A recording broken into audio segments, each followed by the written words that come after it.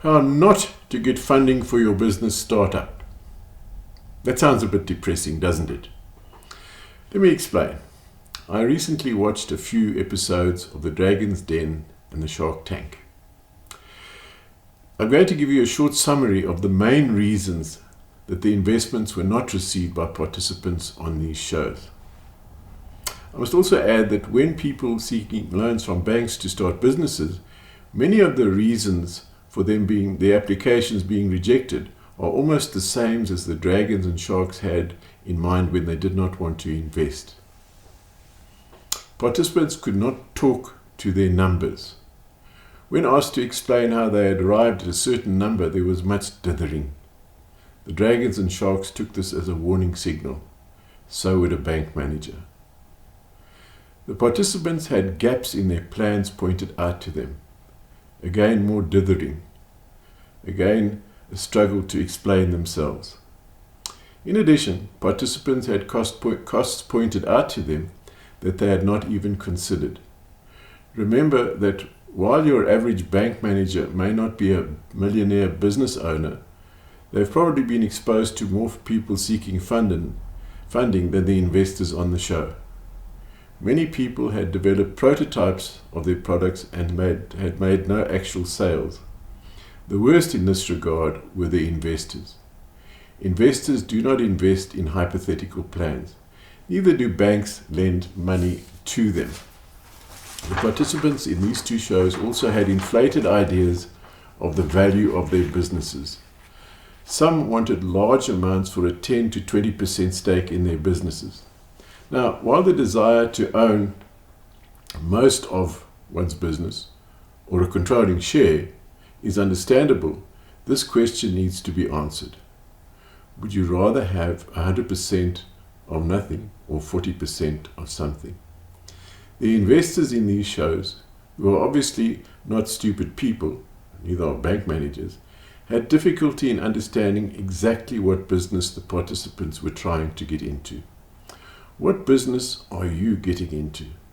This is a question that puzzles many people.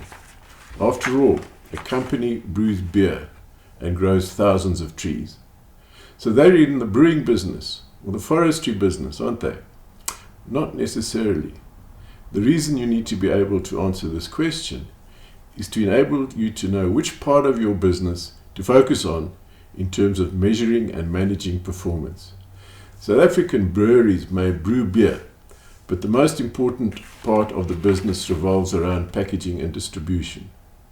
The company growing trees on thousands of hectares of land to supply timber to the mining industry focuses more on transport than it does on growing trees, and is effectively therefore a transport business. So getting involved in any business venture as an owner, before doing that rather, as an owner, pause and ask yourself, what business are you getting into? This direction regarding what the most important areas are to manage and which part of the business needs the most attention from a financial management point of view. Use the following questions to guide yourself. What products do we sell? To what use does the customer put them?